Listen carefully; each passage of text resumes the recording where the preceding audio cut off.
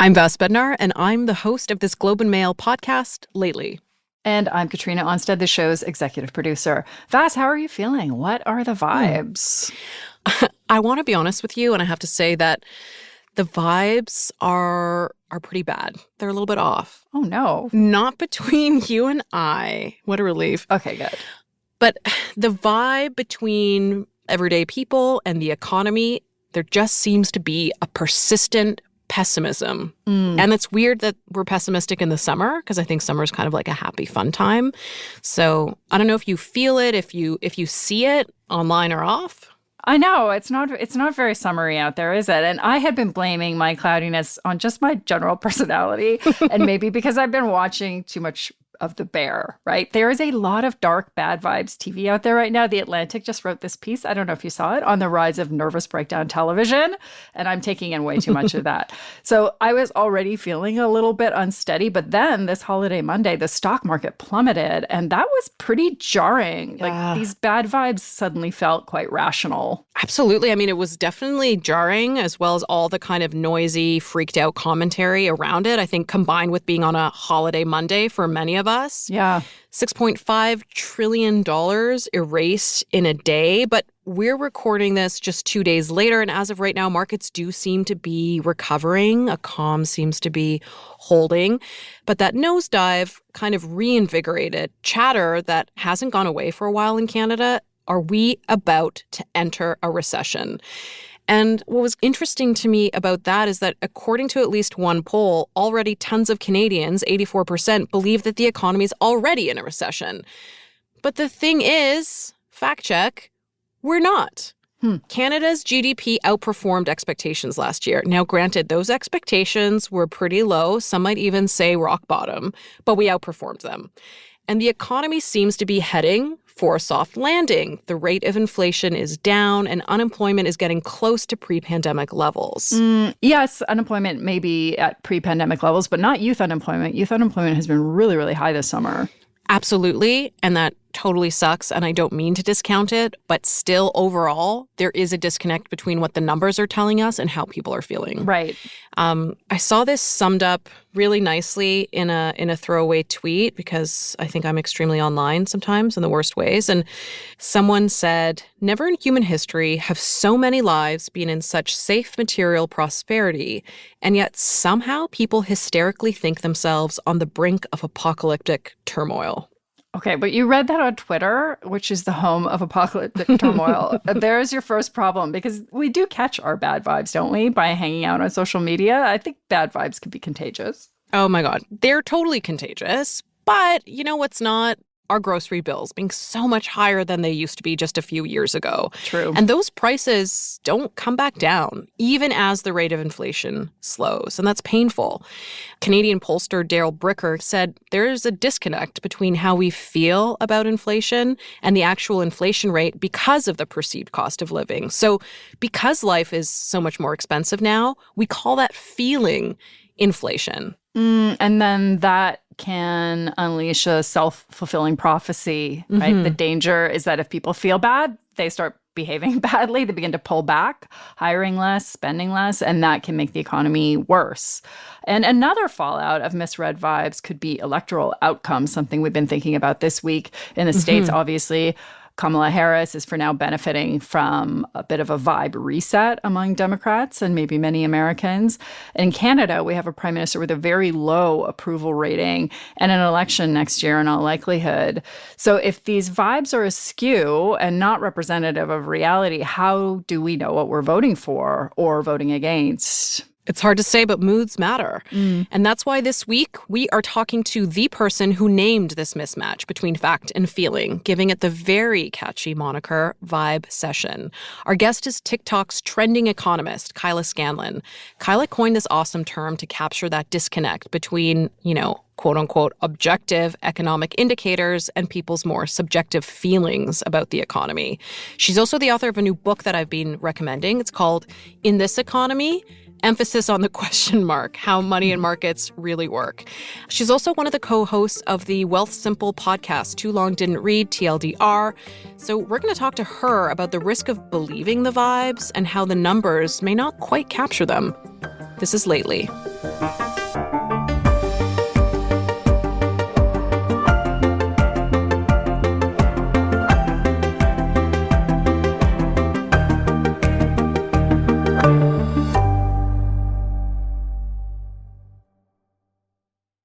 Kyla, you were a car salesperson before moving into financial analysis. Were you any good at it? Yeah, I was like creepily good. Like I had no reason to be so good. Yeah, I was like the top salesperson one summer. So I sold 38 cars. And the biggest thing was just listening to people. Being on the lot too, like time on the lot really helps as well. In 2022, you coined the term vibecession in the New York Times, noting that the vibes in the economy are weird, really weird. You were speaking about the U.S. specifically. Do you mind defining a vibecession for us? Yeah. So a vibecession is a disconnect between consumer sentiment and economic data. And the general idea is that there is a big discrepancy between how an economy is performing for the US. GDP was up, inflation was going down, the labor market was strong, and yet people were feeling tremendously awful. People thought we were in a recession. They thought unemployment was at an all-time high. And so the vibecession is really just a term meant to talk about why this discrepancy exists, but then also the concept recognizes the issues of structural affordability, right? Like housing crisis in both Canada and the US, elder care, childcare costs, as well as media, being an issue for people in terms of how they consume the information about their lived environment. I like weird as an official economics term.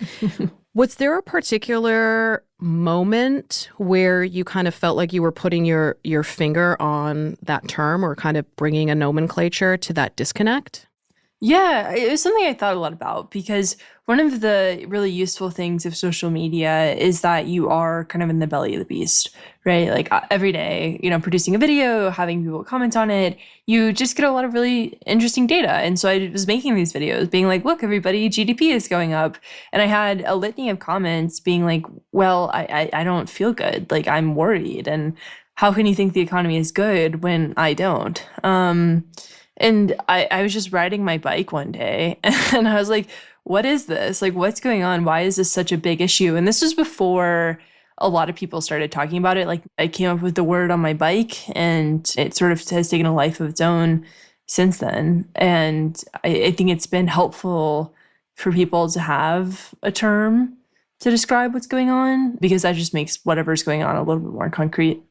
I want to talk more about what's going on. When you're surfing socials, what are you noticing about how people are talking about the economy? It strikes me that people aren't talking about GDP. Yeah, I mean, even, Canada, I saw a tweet today with people saying that Canada is experiencing the worst economy ever, which just really isn't true when you look back at economic history. There's been very hard downturns to navigate. And what we're in right now is uncertain and it's scary. And we have had really high inflation, but that doesn't mean it's like the worst economy ever. And so I think that's kind of the thing with social media is that there's a tendency to overgeneralize. There's a tendency to be extreme. And that is because algorithms reward that sort of behavior. I always try to caveat these sorts of conversations with the idea that if people are not feeling good, that's probably true for them. And that's why the vibes are important.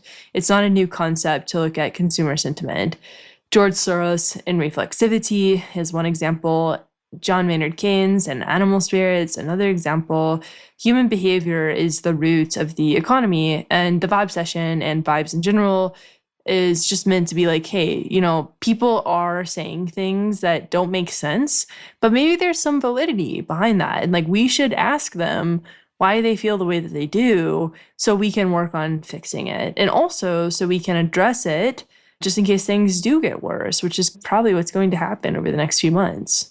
You just mentioned economist John Maynard Keynes, and when he was writing about animal spirits, it was 1936, almost 100 years ago. I want to do my best to define it, a term used to describe the instincts, proclivities, and emotion that seem to influence human behavior and then can be measured in terms of consumer confidence. I don't know if you want to do your kind of own spin, but what's the difference between like those animal spirits and the disconnect of the vibe session?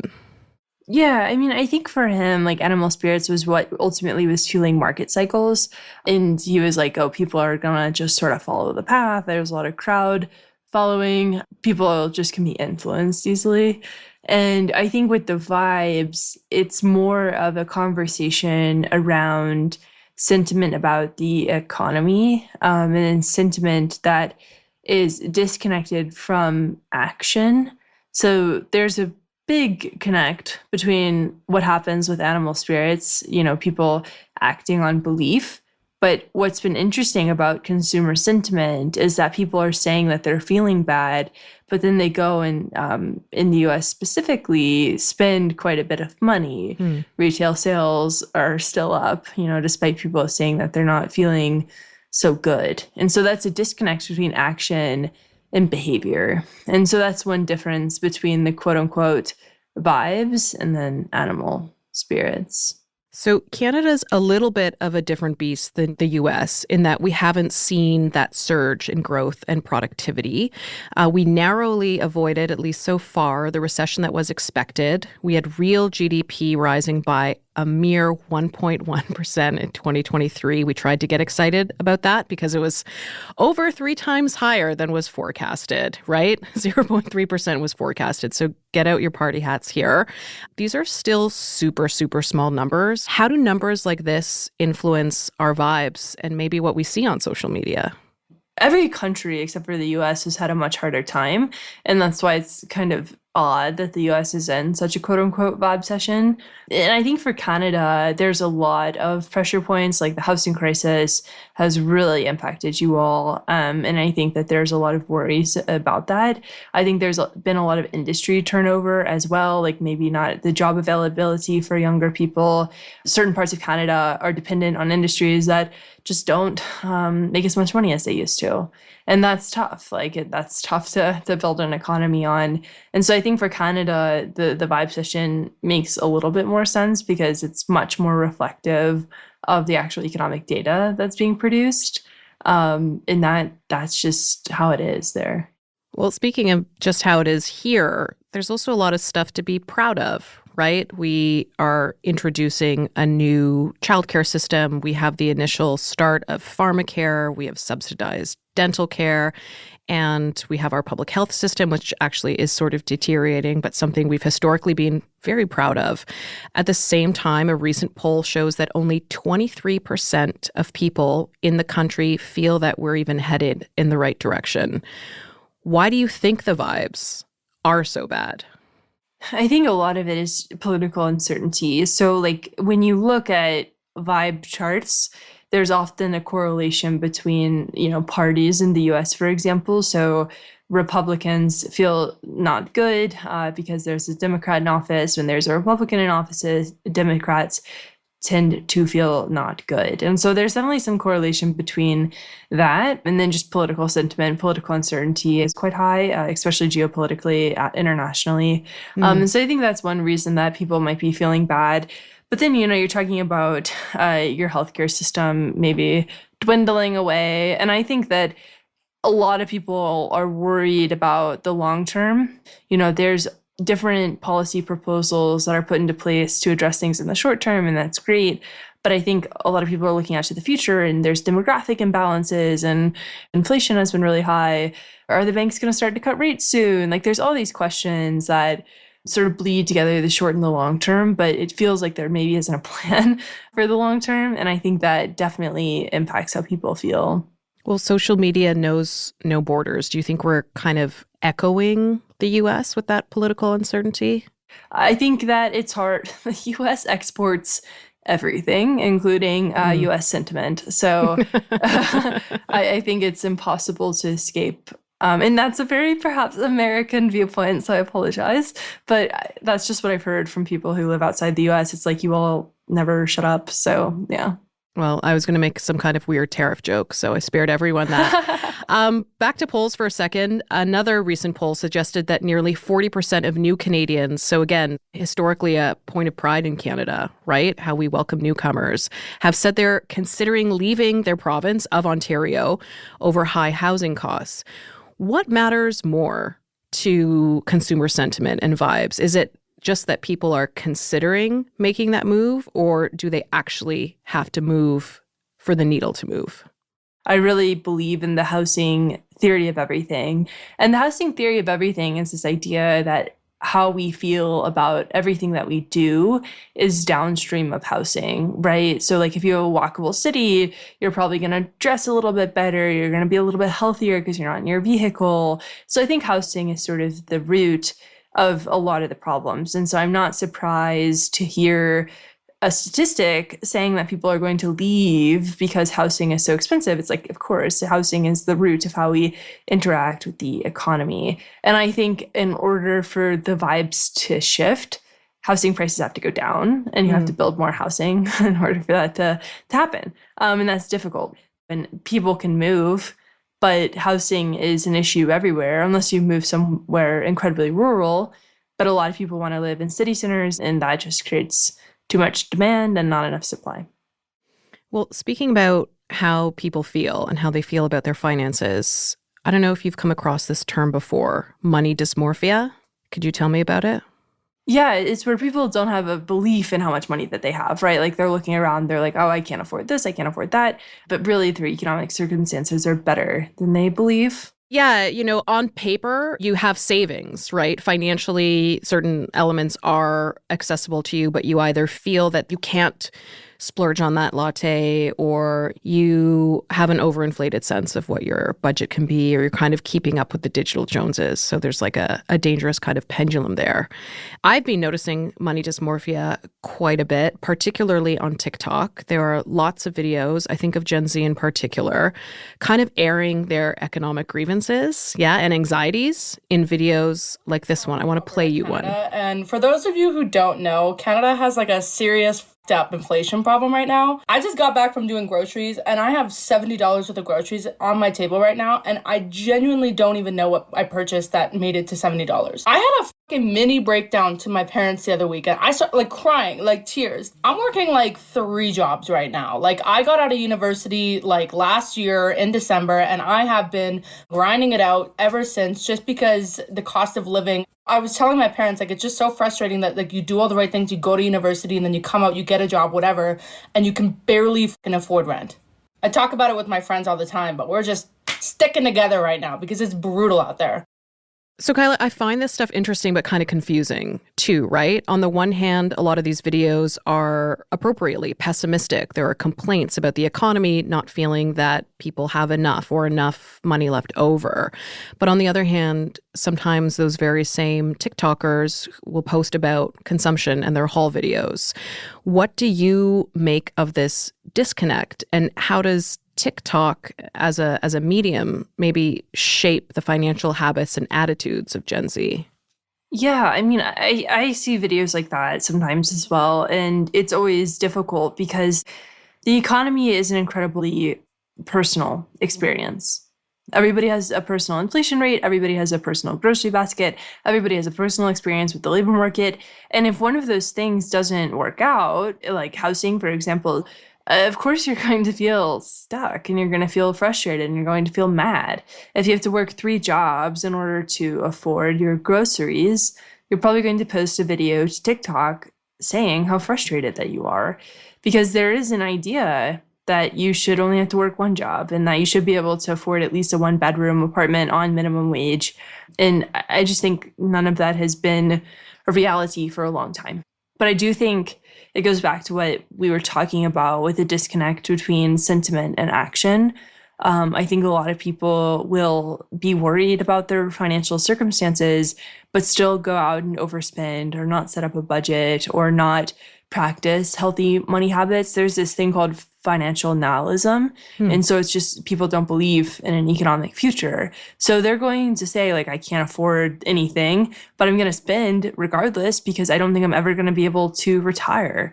And so I think we see a lot of that, where there's a lot of videos saying that people are doing one thing that seems disconnected from how they feel about their circumstances, but really it's reinforcing of their circumstances. People post their best lives to social media. And so if you're scrolling social media and assuming that all your friends can afford, a summer trip to Greece, you're going to, of course, feel bad about your own circumstances if you can't. So I think that's a huge part of it. Comparison. We are the comparison generation, the Gen Zers, right?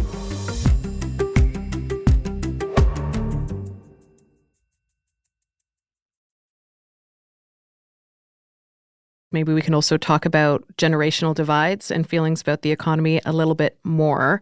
More stats for you. Kyla, Canada ranks a whopping 58 in the world when it comes to the happiness of 18 to 29-year-olds. Our recent federal budget tried to address this a little bit, right? It sought to emphasize generational fairness. Why do younger people have what seems like a much worse attitude about the economy when we kind of expect young people to have that sense of optimism? Yeah, I think for young people, it's hard.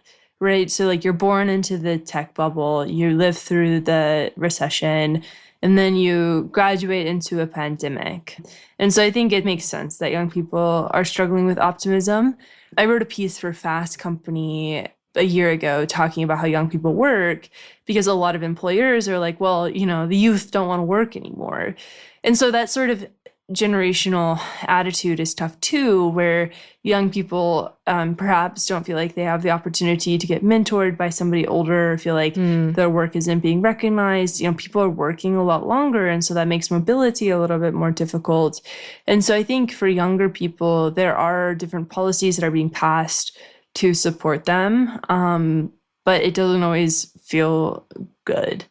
I found someone on social media who said, well, millennials are mad because after 2008, things never got better. If you can't empathize with what adult life has been like for my generation, you have no business commenting on our politics. Can our lack of optimism tip us towards a recession? Yeah, that's the unfortunate part. Theoretically, in the US, it's 70% of GDP is consumer spending.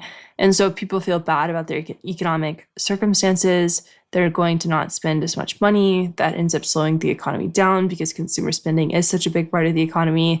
And so behavior can definitely tip us into a recession. The tough part about what that tweet said, which I actually saw that tweet too. Cool algorithm, man. Yeah, similar profiles. But I think that it's not true in a sense.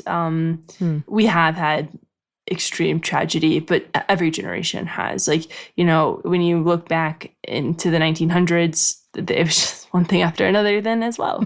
And so I think for people to say this is the worst time ever, there's an element of truth because there's uncertainty. We had sky-high inflation. Nobody knows what the central banks are going to do next. But there's still a lot of good stuff that has happened.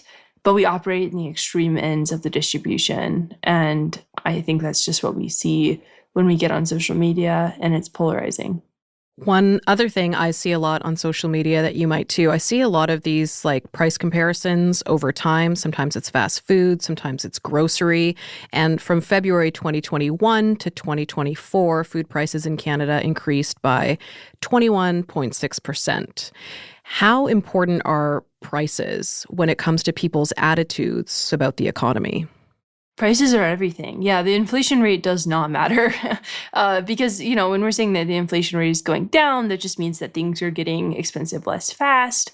And that's not exciting. Like, people are still looking at their box of cereal and this is like, $7. And that's upsetting to me because it wasn't always $7. And so I think prices are, super duper important. And there's not a lot that can be done about lowering prices unless you go directly to the grocery stores and tell them to cut out the shenanigans. And that's, of course, people are going to be upset about that. Why is it so difficult to recognize when life is good, right? Shouldn't good vibes be just as infectious? Yeah, you would think, but the human brain trends towards negativity. Like we come from hunter-gatherer worlds, and we are constantly on the lookout for threats. That's what we pay attention to. That's what we remember. We remember losses more than happy times. And so it's just like a brain chemistry thing. So we're kind of fighting human nature, trying to get out of a vibecession because we don't like feeling bad, but it's comfortable for a lot of people. I mean, I fall into this trap all the time. It's just easier to be negative than it is to be positive. Mm-hmm. Through your TikToks and your educational work, you're kind of a broker of the economy. You're a sense maker for this generation. I wondered what message you might have for young people in Canada specifically that may feel like the economy just isn't working for them. The dream of whatever, your parents had is quite different now. It was very simple to get a home in the US during our parents' generation. And now that's not really the case. The labor market has changed. You have the risks of AI. So I think that there's like real fear, but you can't let fear dictate your life. There's a lot of policy solutions that are being passed. Becoming a policy advocate for what you believe in is great. City redesign is something simple to think about, like more bike lanes, or how do we get more cars out of the cities? And so I think there's always something to focus on and something to work on if you do feel frustrated by economic circumstances. And that's tough if you're working 3 jobs, but there's things to do and the work is never done. Does the dream need to change? Yeah, probably. I think so. I think that homeownership has become exorbitantly expensive. Like, I'm not sure if I'll ever be able to afford a home. And that is what you kind of sign up for when you're born. You're like, that'll be what I do one day. And so I think a conversation about wealth building has to happen. Like, how do we get people invested in the stock market? How do we think about business ownership, small businesses, or employee stock option programs where you have a stake in the business that you work for? I just think we need to have a broader conversation about wealth and wealth building that doesn't include owning a home, because it just doesn't work how it used to. And it probably shouldn't. Like, should a home be both a speculative asset and a place that you live? Probably not. Kyla, thanks for joining us. I really appreciate it. Thanks.